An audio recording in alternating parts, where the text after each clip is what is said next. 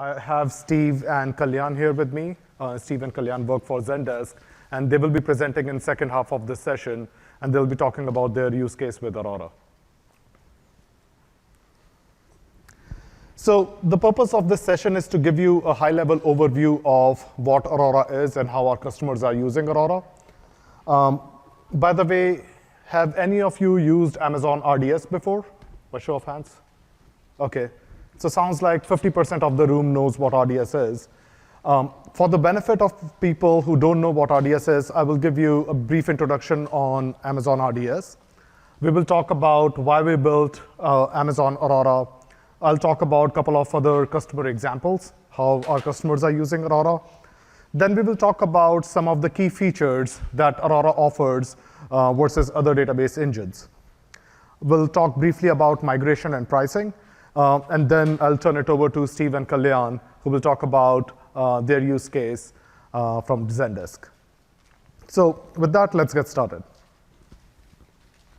So at a very high level, if you're an AWS customer, these are your options to host your database. One option is you can host your database in your own data centers, as many of you already probably do. Another option is you can host your database on an EC2 instance, which is a Windows or Linux-based virtual machine.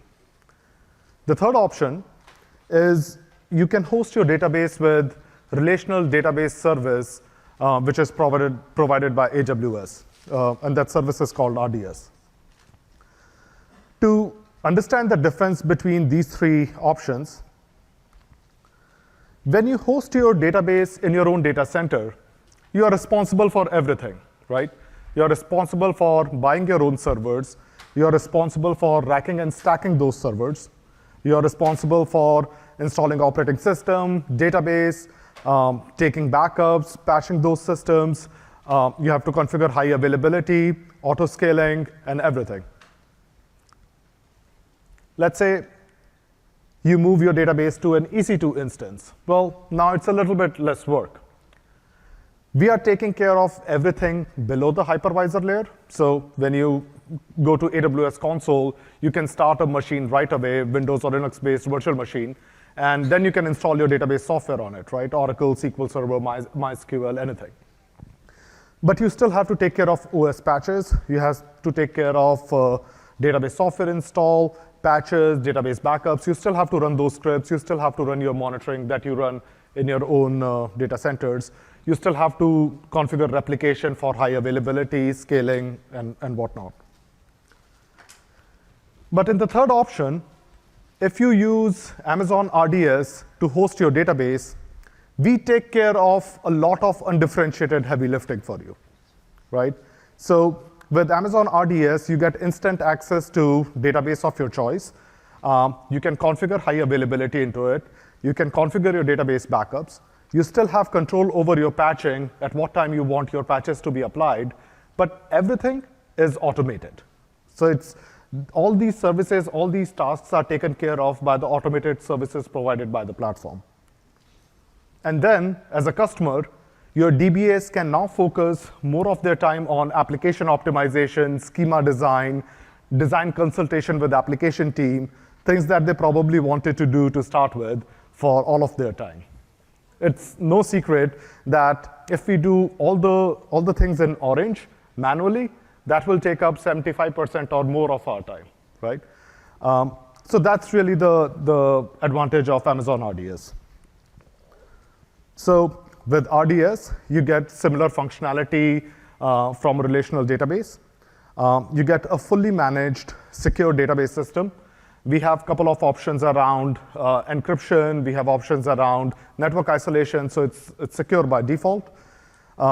It's fast, predictable performance. You have different knobs and levers to improve the performance of your database. You can choose different type of storage, different machine types. It's simple and fast to scale. It really takes about 2 or 3 minutes to start a database or to procure a database through Amazon RDS. And it is low cost, and you pay for what you use. If you just use the database for 10 hours, you're troubleshooting something, you start a database for 10 hours and you shut it down, and you stop paying for it, right? So you probably spend $2 for running that database for 10 hours. So on this platform, we have 6 different database engines. We have MySQL, PostgreSQL, Amazon Aurora, which we will talk about today. We have MariaDB, SQL Server, and Oracle. So a good question at this point might be, well, if we already have so many database engines on our platform, why did we build RDS? Why did we build Amazon Aurora specifically? So when we started working on Amazon Aurora earlier this decade, our customers consistently came to us and asked us to bridge the gap between commercial database engines and open source database engines, right? Our customers told us that they wanted speed and availability of high-end commercial database engines, but they wanted simplicity and cost effectiveness of open source databases, right? And while we are doing that, they didn't want us to create a completely new database interface. Because if you create a new SQL language or database interface, they will have to go and learn that. So they wanted drop-in compatibility with a famous or popular open source database engine like MySQL. And just like other RDS databases, they wanted simple pay-as-you-go pricing, and they wanted that database as a managed service. So you can imagine, in order to deliver on these asks, we had to do significant innovation in traditional database stack. Because database stack hasn't changed a lot in the last 30 years, right? These are some different architectures, database architectures that we see right now. So we have a sharding architecture where you shard your database across multiple machines, and you maintain that sharding logic on your application layer, which is error-prone and requires you to do more work. You have shared nothing architecture, where you separate the data on different machines, and the data separation is managed by the database engine itself. You don't have to write code for that. The issue with these architectures is that now, since your data is spread across multiple machines, if one of the machine fails, you lose access to that data, right? So your availability goes down as you increase the number of nodes in that architecture. And then you have shared disk architecture, where you're sharing the storage across multiple nodes. But then you have hotkey issues and distributed locking issues with those databases. And not to mention, shared nothing and shared disk architectures, which are provided by commercial database vendors. These softwares are really, really expensive. And very few companies are able to use those softwares in their production systems. So a common thing in all these architectures is we still have SQL, transaction, caching, and logging layer. These are the 4 layers of database engines tightly coupled on the same box, right? So, and even when we are scaling the same layers in different architectures. So we didn't really change a lot in last 30 years when it comes to traditional database architectures. So to improve on that and to deliver on what our customers were asking us for, we radically changed the database architecture in Aurora. So Aurora is MySQL 5.6 compatible database. You have drop-in compatibility. And to give the performance that our customers were asking for, we completely separated out the logging and storage layer outside the database box. So the green box that you see there, it's a purpose-built storage layer that understands database logs, and it can convert database logs into database pages. So now your SQL and transaction layer is not responsible for generating database pages, and that's how we are able to reduce the I/O going from database machine to the storage layer, because now storage layer is intelligent, it understands database logs, it's not a dumb device. We also integrated Aurora with S3. Now, since we had advantage of AWS scale architecture, we had advantage of services like DynamoDB, Simple Workflow Service, Route 53. We integrated these services with Amazon Aurora. So for example, your backups are continuously streamed to S3, and S3 gives you 11 nines of durability out of the box. And I'll talk about that a little bit more. By the way, there is a deep dive session on Aurora, I think at around 4 p.m. today. So if you're interested in in deeper dive into internals of Aurora, please check out that session. So we announced Aurora in November 2014, and our customers started using Aurora in mid-2015 for production. And since then, we are seeing very rapid adoption of Aurora across the board. This is a small subset of our customers who is using Aurora. And we see customers from all industries, all shapes and sizes, getting on this platform very rapidly. I will talk about a couple of examples. You will hear from Zendesk later on today. But as you may have heard in the keynote, AWS itself is growing really, really fast. And now Aurora is it is actually the fastest growing service in AWS history now. So that will give you an idea of the velocity at which our customers are migrating from other database platforms to Amazon Aurora. And so why is that? What are the features? What are the capabilities Aurora offers that makes it a really good choice of database? Before I talk about features, let me touch on a couple of customer examples. Expedia, as most of you probably already know, it's a leading online travel company with 150 plus websites across 70 countries. They were actually using a SQL server-based architecture for their online analytics application. And they found that architecture to be really expensive, and that architecture wasn't able to keep up with their data growth, right? They were using Solar and Cassandra indexes, and that required huge investment in memory footprint as well. When they migrated to Aurora, they got better performance and better scale out of the same system at a much lower cost. Right now, they do about 25,000 inserts per second. They peak up to 70,000 inserts per second with very low read and write latencies. And that's 30,000, 25,000, 70,000 inserts per second in a live production system. That's a lot of performance out of a database system.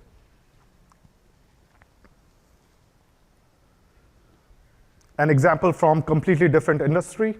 ISCS is an insurance claims processing company that does policy management and manages billing solutions for other insurance companies.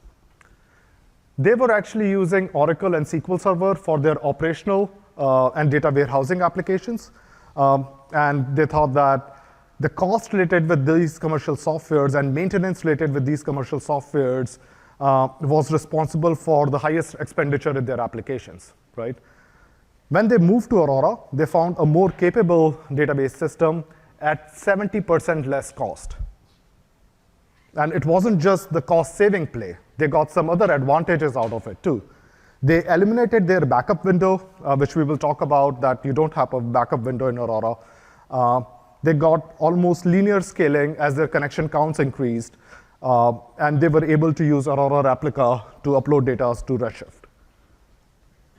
And so these are just a couple of examples where we see our customers pushing the boundary on the database systems, but we have tons of examples and different use cases from different industries on our website, so feel free to check those out. So let's talk about the features, why Aurora is getting so popular. The first thing our customers see when they start using Aurora is simple performance. I think Alfresco shared with us that they found Aurora to be 10 times more performant than their existing MySQL databases. And 10 times is a huge performance jump, right, by any standards. So let's take a look at some of the raw performance numbers. When we ran a sysbench test on our biggest Aurora box, our 8 extra large machine with 32 cores and 244 gig of RAM, this is the performance we got. We got about 100,000 writes per second, and we were making 4,000 connections in this case from 4 different client machines. And read performance, we got a little bit less than 600,000 per second. And this was with 1,600 threads. This performance is about 5 times the performance of regular MySQL on the same hardware and with the same setup. Now, you may say that, well, real-world applications are not sysbench tests. And, of course, you can get good results in sysbench. I need to hold these slides. So you can get good results with sysbench, but what happens in real-world scenarios? So in order to debunk that myth, we actually ran tests in Aurora with different conditions. And what we found was, and what our customers also find, is that Aurora performs really well, significantly better than MySQL under different conditions. So one of the things that you will notice when you start using Aurora is that your performance increases as your number of connections increases. And that's probably counterintuitive for a lot of us, right? Usually we don't see performance increasing when number of connections increases. With Aurora, you can throw thousands of connections at the database. I think the test that we ran, one of the tests that we ran was with 5,000 connections, and your performance scales linearly as the number of connections increase to the database system. If you increase your tables from, let's say, 100 tables to 10,000 tables, your performance remains consistent. If you grow your data set from few gigabytes to, let's say, few hundred gigabytes, your performance remains consistent. So under varying conditions, we saw Aurora to hold up really well against MySQL. One of the another critical features of Aurora is very low replication lag. It's virtually negligible. So one of the problems in MySQL is if you're running your master database, which is under heavy write, your read replicas or your slave databases can lag behind by a few seconds or minutes, depending on the write activity on your master database. And that's really a problem if you have many applications that are running reporting workloads from the slave databases. In Aurora, due to the architecture changes that we have made in the database, that replica lag doesn't exist. So even with 10,000 updates per second on the master database, we saw about 5 milliseconds of replica lag between master database and the slave database, the read replica, which is a huge improvement over any other database system. So performance was great. Our customers loved that. But our customers also told us that, well, if performance only matters when I can keep my database up and running, right? So we did a lot of innovation behind the scenes in Aurora to give you a very high availability and reliability in the database system. So let's talk about storage, the underlying storage piece. When you host your databases in your data centers, how do you make your storage highly available right now? You probably replicate your storage at the storage layer from one data center to another data center, or you do replication on the database layer. Like if you're doing MySQL, you will do bin log replication. If you're doing Oracle, you will do log shipping, or you'll do data guard, something like that, right? That's not the case in Aurora. Even when you are just using a database in one availability zone, one data center, we make 6 copies of your data across 3 physically isolated data centers. And this is what we call availability zone. So let's say that you host a database in our North Virginia region. We have multiple availability zones in that region. We will, as soon as you make a write to the database, your write is getting replicated across 6 different storage nodes across 3 physically separated data centers, right? So that's a huge advantage in terms of high availability. If one of the data center goes down, your data is still there. You still have access to that data. If you have read replicas in that availability zone, you can switch over to your read replicas right away, which system will actually do it for you. It will do automatic failover for you, and you will get access to your data right away. With this storage architecture, we also use a latency-tolerant quorum system. So let's say I have 6 disks, and I'm writing to those disks. Chances are that 1 or 2 disks might be running slow, right? It's hardware. It's just disk hardware. We use 4x6 quorum for writes, so that as soon as we get confirmation from 4 disks, we confirm the write back to the user. So if 2 of my disks are running slow, that doesn't really slow down my whole database. And we use 3x6 quorum for reads for the same purpose. Now with this storage architecture, we can also have up to 15 read replicas across the whole region. In one Aurora cluster, you can have one master database and 15 read replicas. And these read replicas are as good as your master database because there is virtually no replication lag. So you can really scale your reads over those read replicas. One of the things we also did on caching layer was we separated the caching process outside the main database process. So typically in databases, what happens is if there is a deadlock or if there is any other condition, your database process crashes.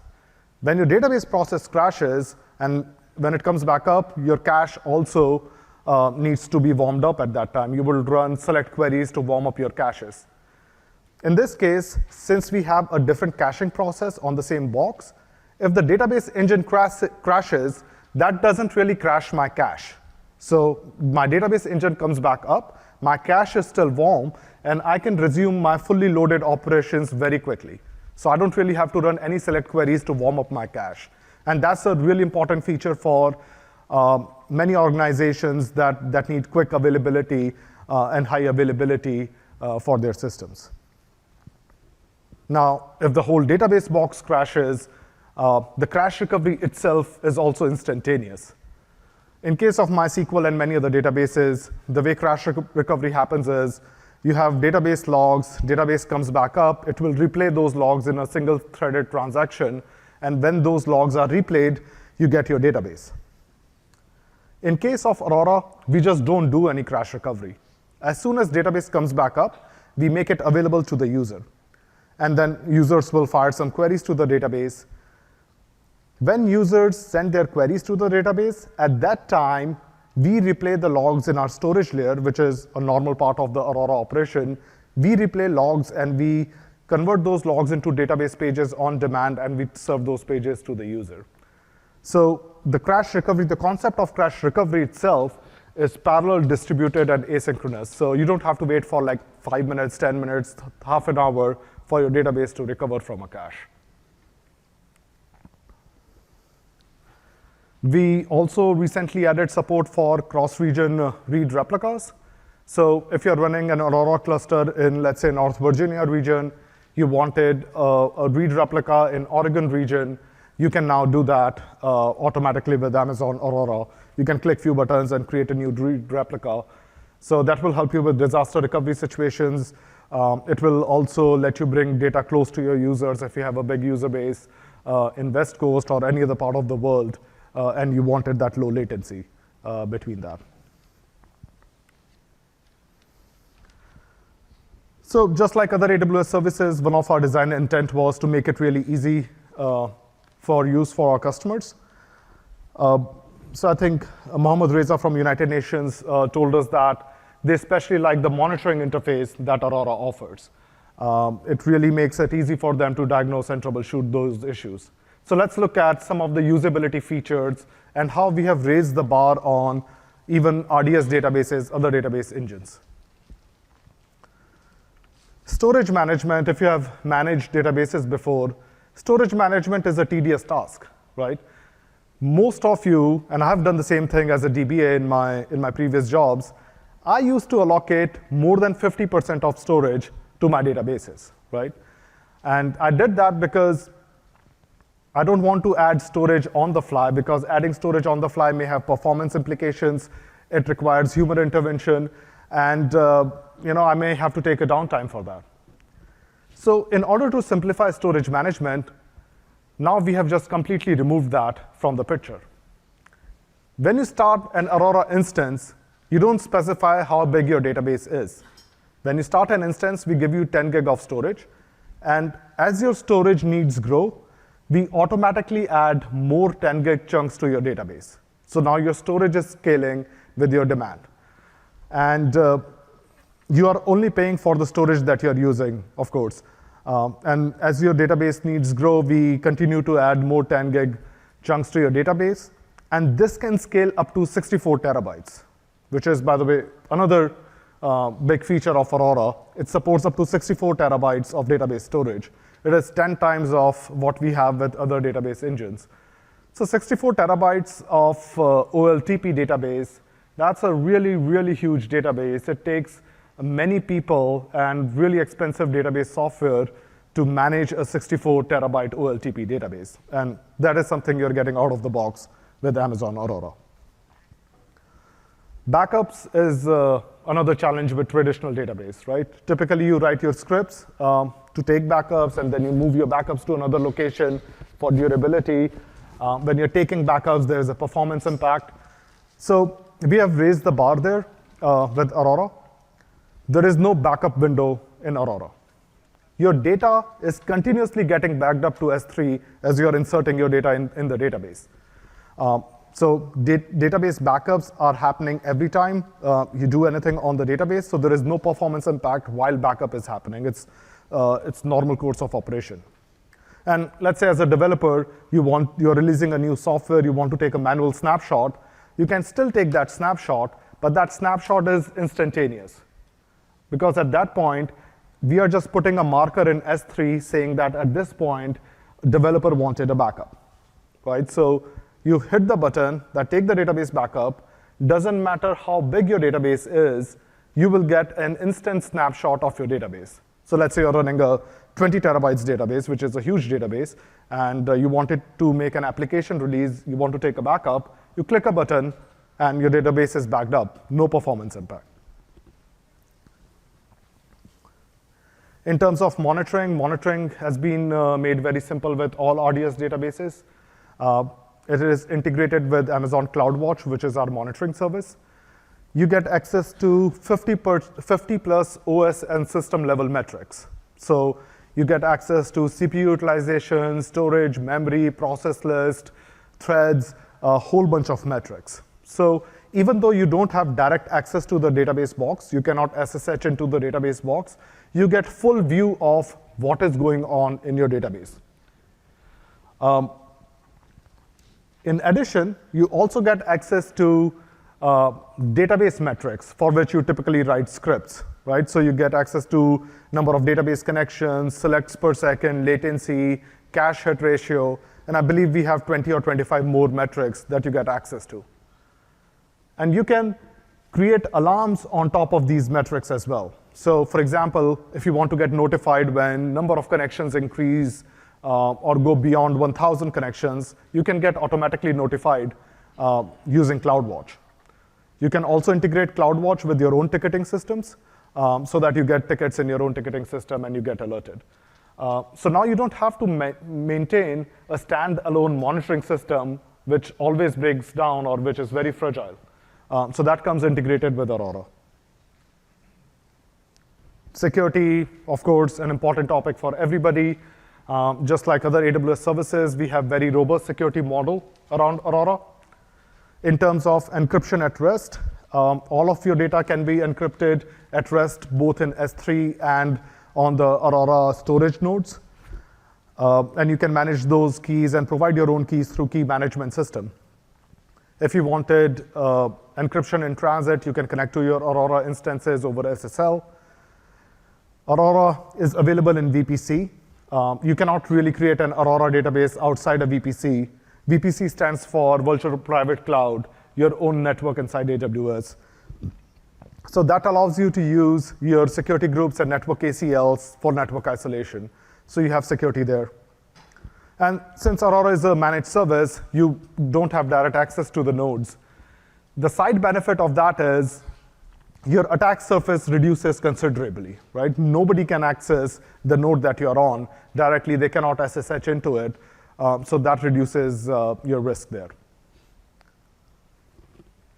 So we talked about performance. We talked about high availability, ease of use. Let's say you want to give this database a test run. The first question you are going to ask yourself is, well, how do I move my existing database to Aurora, right? So the good news is, Aurora is MySQL 5.6 compatible. Migration to Aurora would look like a migration from MySQL database to another MySQL database, right? And we have given some tools to make it even simpler for you. So if your source database is RDS MySQL right now, migration is very simple. You can click a button and migrate your snapshot to Amazon Aurora. the migration will happen automatically, and after a few minutes, you will have your new database up and running.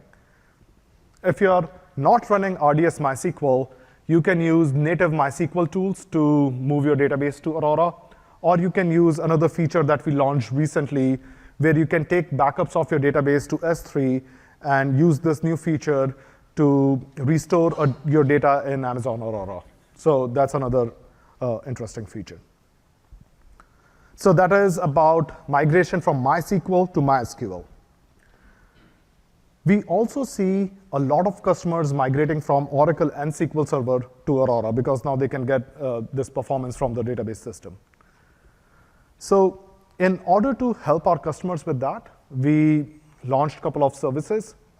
Actually, one service, which is called Database Migration Service, and Schema Conversion Tool is part of that service.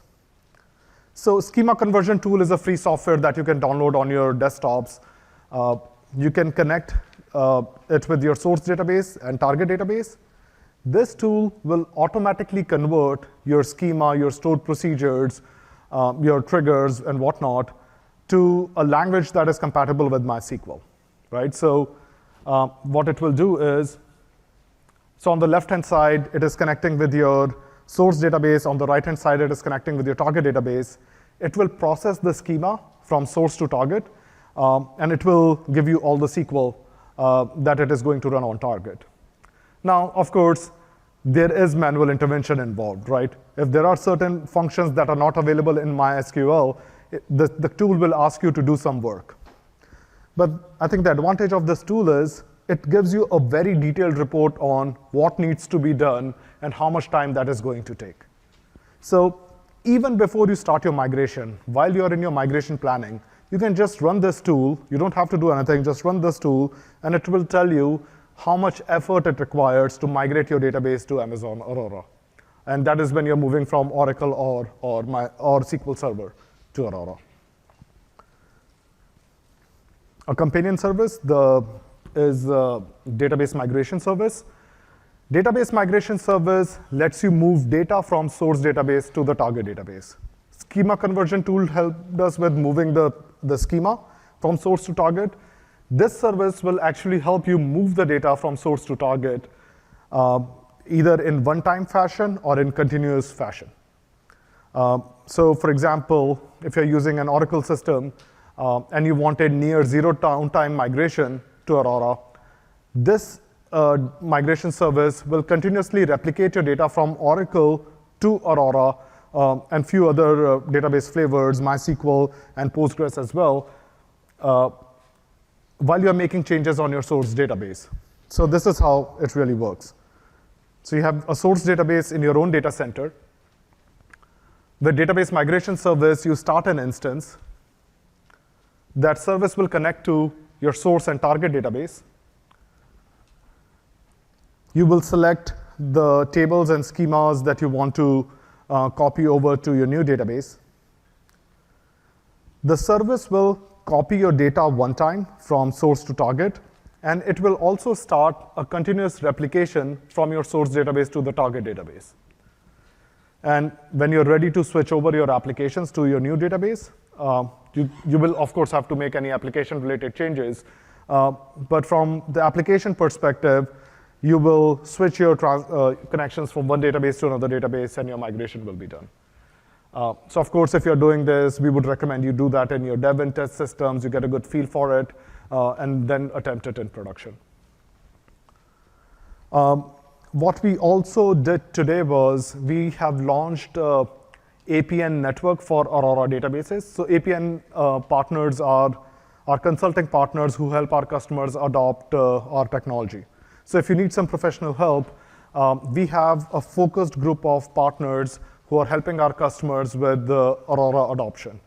So if you have questions about that, or if you need more information on that, please see me after the session. I quickly want to touch on cost. So does Aurora make economical sense? We have positioned Aurora at 1/10 of the cost of commercial database engines, right? In terms of pricing, the pricing is simple as with other AWS services. There are no licenses to buy. There is no lock-in. You pay for what you use. The pricing that you see here in this table, it is on-demand pricing that you pay by the hour for 5 different instance types that we have available with Aurora. Now, if you like the database and if it works for your application use case, you will probably run this database 24/7. And if that's the case, you can get 44% discount with 1-year reserved pricing, and you can get 63% discount with 3-year reserved pricing.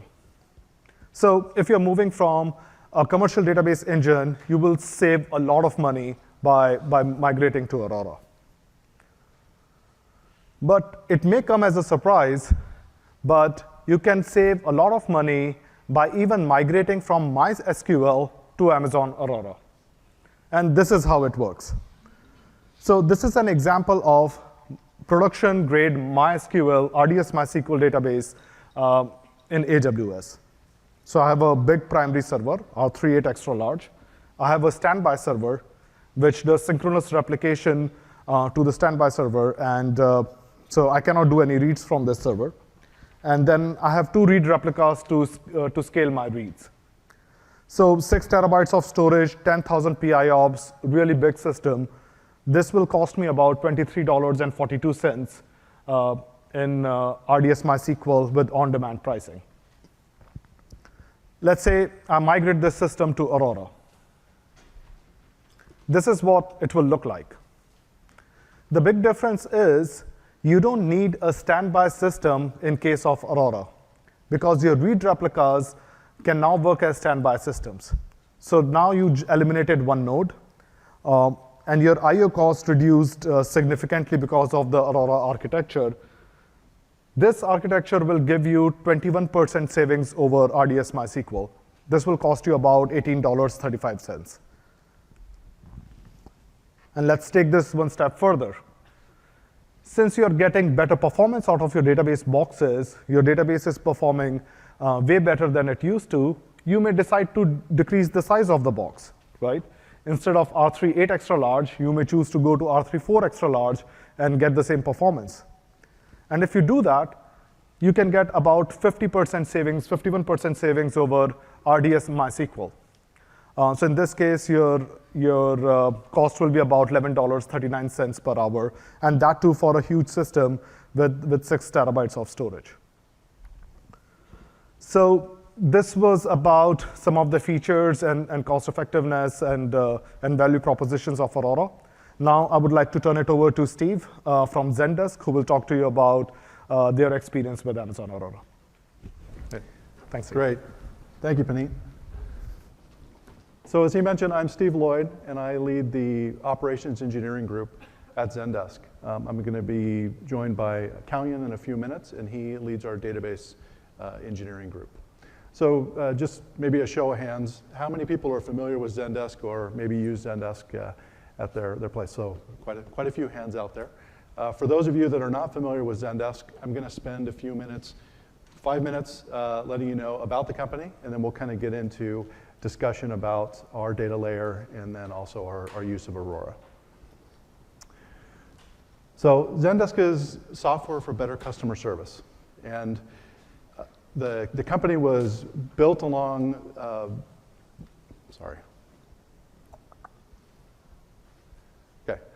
we empower organizations to improve customer engagement and better understand their customers.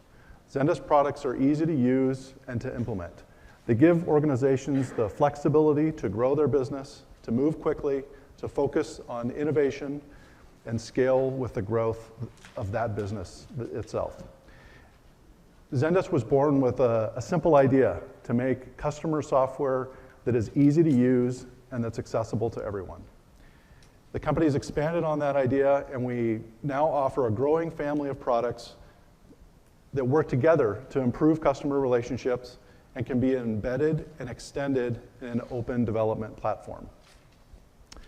Every quarter, we post some new statistics about our growth and our progress as a company on our press relations site. There's a few key items on there. An interesting thing about our company is that from early on, we were geographically dispersed as an engineering group. And just within my group itself, we're in 9 different countries. And that's given us a really good ability to grow our team overall and to be efficient in supporting a 24/7 infrastructure. We're also a multi-product company, seeking to enable and support customers to build better relationships with their companies. And that product set consists of our customer support software and help center product, which is a beautifully simple system for prioritizing and tracking customer issues. Also includes a knowledge-based system, community forums, and a customer portal. We have a voice product that's call center software built into the customer support experience so that you can have much more productive conversations with your customers on the phone. And live chat software that allows you to deal with customer issues in the moment when those customers are having them. And also a related messaging product that allows you to have a support experience with customers using their preferred messaging platform. And analytics to measure and track how your customer support is going overall. And we provide this beautifully simple experience for companies of all sizes, but we also pay attention to the needs of some of the large companies out there. So we're always looking at security and compliance, infrastructure options for our customers, and ensuring that the needs for our customer base are met, whether you're a small company, a small or medium business, or a large enterprise. Early on at Zendesk, our data store was pretty much only MySQL. Since then, we've grown the infrastructure to include a number of different data stores, each suiting a particular purpose very well. However, our primary relational data store is still a critical part of our infrastructure.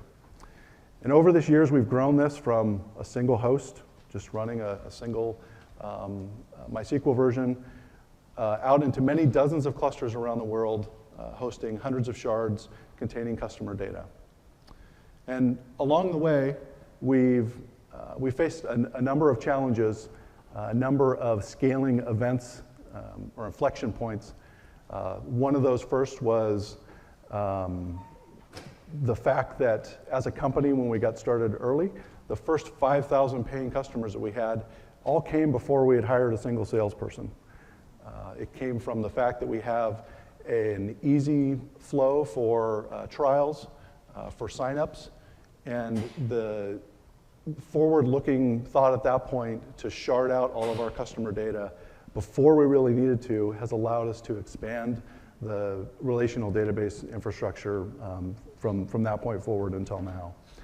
There was another point at which a huge customer came on and forced us to run out, and I'm sure many people are familiar with this, run out and do a very big hardware change and move to NVRAM drives in a very short period of time. A customer that comes along with tens of millions of end users, their records and all of their activity, we bring that all into Zendesk, and then we have one of those events where you've got to go out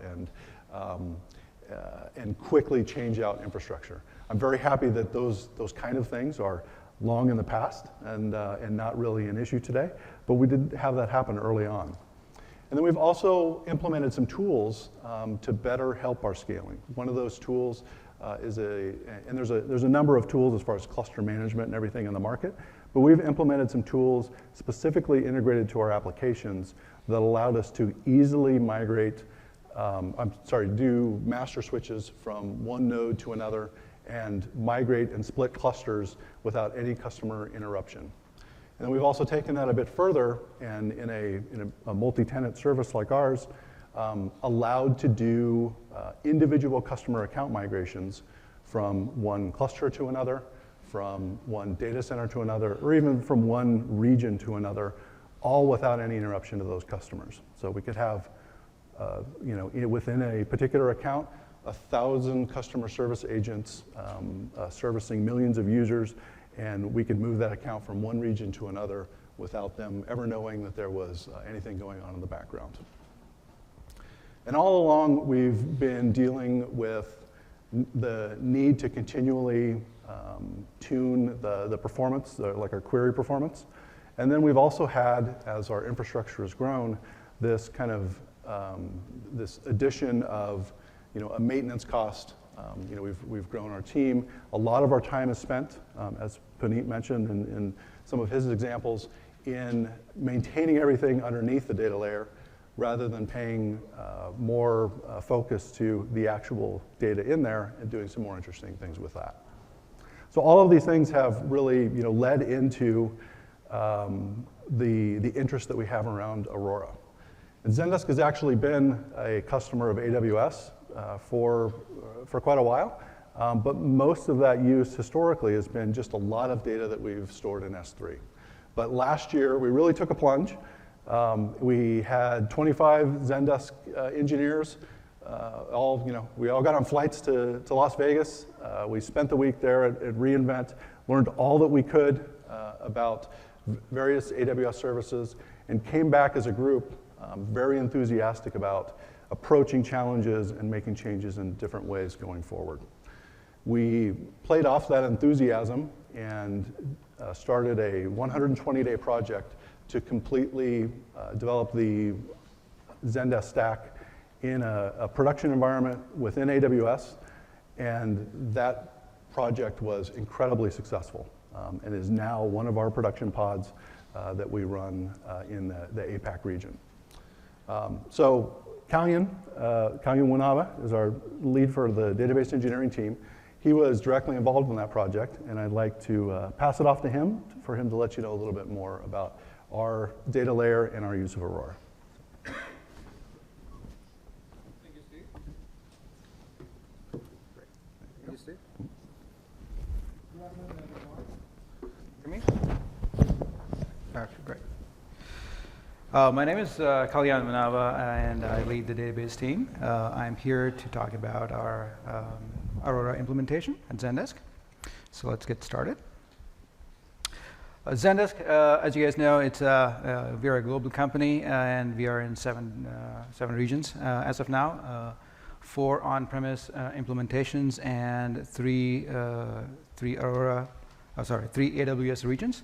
Up until recently, we were only in 1 region, and 2 weeks ago, we deployed 2 other regions, so that makes it 3. For Zendesk, the primary data store is MySQL. And for the on-premise installations, we are running on Percona 5.6, and for the AWS on Aurora. So for the MySQL use cases, we have 3 of those. The sharded databases, which is where the customer data lives. Accounts database, very small metadata about the accounts and their subscriptions and so on and so forth. And the ID generation databases for the shards. And I'll get to that in a minute.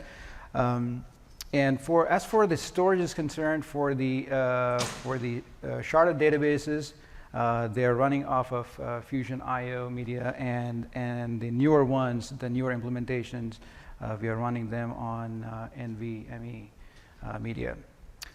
And those are for the on-premise database installations. A little bit more information about our sharded databases. We call them database clusters.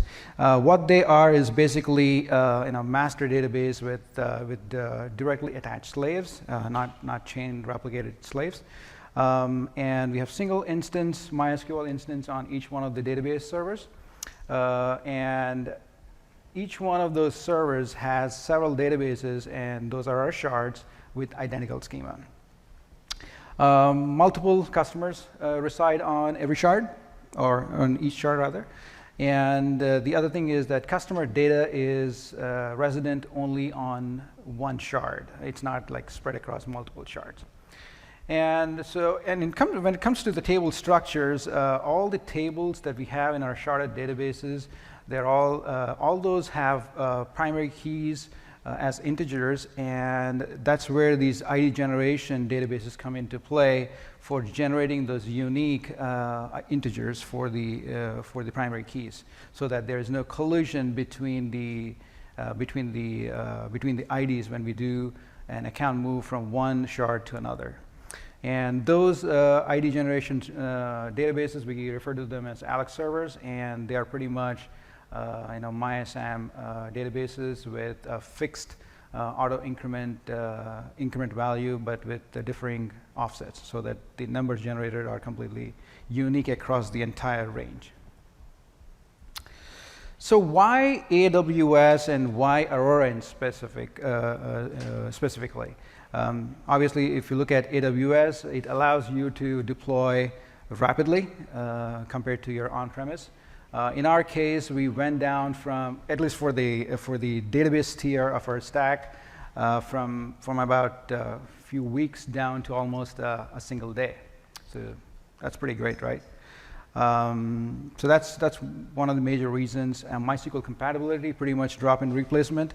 I got a couple of slides after this, which basically shows that we ran into some limitations, but we certainly overcame with some simple workarounds. And I'll share with you folks what those were. It's a managed environment, and it comes with real solid backups, 11 nines availability, and super solid backups. Elasticity, of course, you can scale up and down, save money, or spend money as you wish. And then built-in support for the encryption at rest, which is a very big thing for us, so that you don't have to deal with key management, infrastructure yourself, and so on and so forth. Specifically, why Aurora over RDS, right? So our team that deployed our first stack in AWS did extensive cost analysis, and they found Aurora to be very cost effective compared to RDS. So that was one of the reasons. And from the database side of things, it can grow up to 64 terabytes, as Puneet also mentioned in his slides, right? So incrementally, you can grow up to 64 terabytes. You're not paying all of it on day one or at the beginning itself. So as you grow, you pay more, and so that works out pretty good. As opposed to RDS, I think it probably has a limit of 6 terabytes or so, if I remember. Yeah. And the scalability of 15 replicas, that's awesome, right? And since they're all using the same storage layer, pretty much, so you're not expecting any kind of latencies, and you can have replicas up to 15 that are not really lagging behind for write-intensive workloads. And we did just for our satisfaction, we did our performance tests, even though there's plenty of material if you go online and look for this as bench tests. And we observed that Aurora consistently performed better than RDS. And so these tests were pretty much the OLTP tests with complex mode and with different threads and so on and so forth. Very simple, straightforward sysbench test. So that pretty much made us go towards Aurora compared to RDS MySQL. And here, so in the next couple of these slides, I wanted to basically share with you some of the limitations that we came across, and I thought might be sort of helpful for any one of you who might be wanting to take Aurora plunge. One of the things that you would come across is that MySAM engine is not supported in Aurora, but not a big deal. Not a big deal. You can always use RDS for that. And one of the other things that you'll come across is that you don't have database level access. So if you're used to running any scripts or accessing the database and stuff like that, you'd probably want to do it from a client side or from an admin server or something of that nature. No physical access to bin logs. If you have any utilities or any programs or any tools that access bin logs, certainly you won't be able to do so, but you can certainly use MySQL statements like show bin log events or something of that nature, or you can even connect over a network to get the bin logs data. For Zendesk, I think we have accounts migration tool, which used to be able to access the actual physical bin logs on the database server, but the next version of the tool now can actually act as a slave and basically pull off the bin log data without actually having to read the physical bin logs.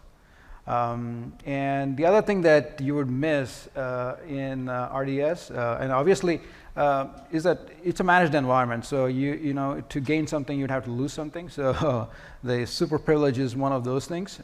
We as DBAs get really spoiled by having full full rights, right? So super privilege is something that you won't have in RDS environment, including Aurora. So you would just have to redefine your grants or skip super. Especially when you have when you don't have super privileges, it implies that you don't have the ability to run those set global commands. If you want to set any parameters using those set global commands, you can't obviously in Aurora, but you would have to do it via the parameters in the cluster or the instance level files that are available. Or there's a separate section for the instance parameters where you can change, or the cluster level parameters that you can change. So you can go in and make those changes there, as opposed to running SQL commands to dynamically change those config params. And the other thing is that you can't run stop, start slaves, or change master commands that we normally do in an on-premise environment. But certainly the workaround for that is, there are RDS applied system level stored procedures. You just have to invoke those to do exact same functions that you would using those simple SQL statements. And then you can't turn off bin logging. That's another thing. And I don't know if you have a special case where you have to operate with bin logging turned off. So that unfortunately is not available yet. You can't disable bin logging in the AWS environment, but that's okay. So in our case, we do it when we have to drop users and so on and so forth. So you just have to be very careful that all the user grants sort of match, so that when you execute a drop user command or anything, it doesn't actually break your application. So just be careful with that. And the other thing is that for the folks who use a lot of text data, compressed format is quite important. But Aurora doesn't support inherently. It assumes the compact format, which is the InnoDB default. But in the back end, it still conforms to that original table definition of the compressed table. So which is illustrated in this little example. So if you have something like a compressed table, a create table, blah blah blah.